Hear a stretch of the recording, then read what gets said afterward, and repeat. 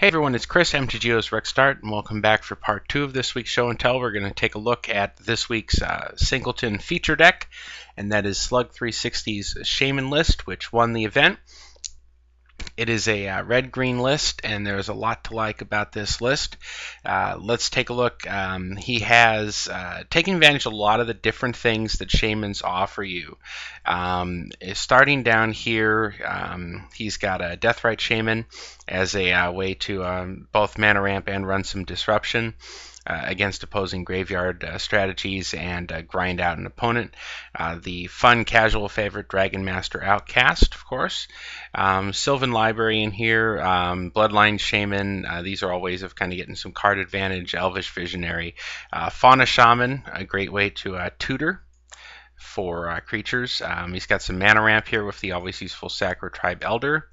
And he's got both Thrun and Troll Ascetic doing some work here as hexproof beaters. He's got Imperial Recruiter to also tutor for creatures, and he's using a couple of Planeswalkers in addition to Domri, which we'll get to in a minute. He's also running one of my favorites, Garruk Relentless, who I play these Domri and Garruk in paper. I've never owned them online, unfortunately. He has Yeva to be able to play the lion's share of his guys at instant speed. Wicker Burrow Elder for a little bit of utility here to remove a troublesome artifact or enchantment. And down here in the mana base, of course, he's got Yavimaya Hollow, a great overlooked one from Urza's Destiny.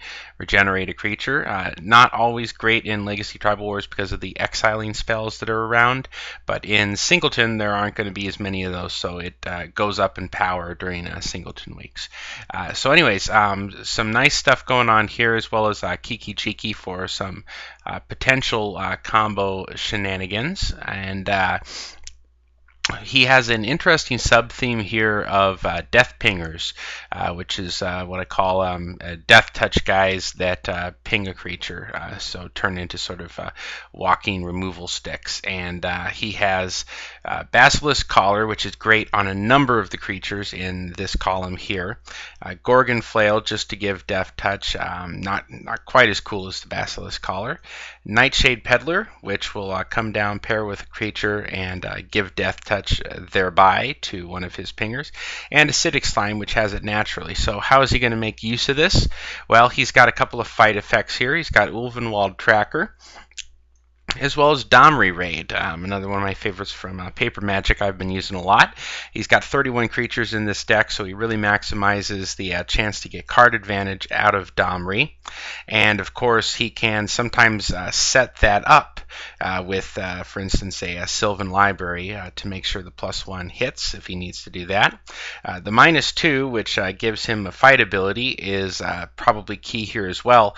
He's really maximized both of these abilities quite well. The -2 fight ability is going to work great with anything he has with Death Touch, and of course he also has some guys who fight decently well on their own, such as Thrun and Yeva. So he's got some action there, but the fight ability I think is where he's really at here with the Death Touch guys. And of course the emblem, if you can get to it, is great, and he does have some ways to kind of clog the board and protect this if he gets down an early one. So it's very good against control if you're going to see that. Singleton's just kind of a weird format right now. Not a lot of pure control, a lot of aggro mid-range and some sort of things with combos built into them and whatnot. But the +1 and the -2 both getting value out of that, so solid inclusion here. And then he's got a lot of pingers in here. Spike Shot Elder, Kumano Master Yamabushi, who I will quickly forget.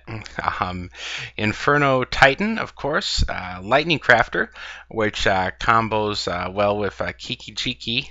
Volshok Sorcerer as well here is kind of a Cunning Spark Mage variant there. And of course the Cunning Spark Mage. And Ashling, who can be bonkers with a Basilisk Collar on him. Spike Shot Goblin, and Vithian Stinger, and that covers the pingers there. So basically, you see he's got a good chunk of the deck. Looks like about 8-9 pingers, 4 things of Death Touch or the Give Death Touch and a couple of fight effects. So a good chunk of the deck there of his non-land slots devoted to this sub-theme here. So it gives him sort of some grindy board control here. So he's not looking to just out-aggro you so much as he is looking to control the board with repeatable effects. Now you are going to see in one of the replays against Mia Hitlor that he just kind of gets out Mia Hitlor in that respect, where Mia Hitlor just has way too much from he's relying on his creatures to control the board and give him that extra value, and Mia Hitlor is playing a lot of shenanigans that allow him to recur removal spells, things like that, and just grind the heck out of Slug right back.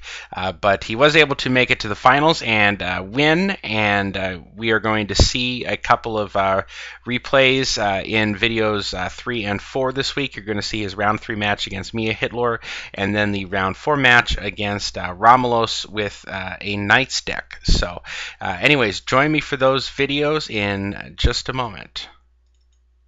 Assuming I can stop this.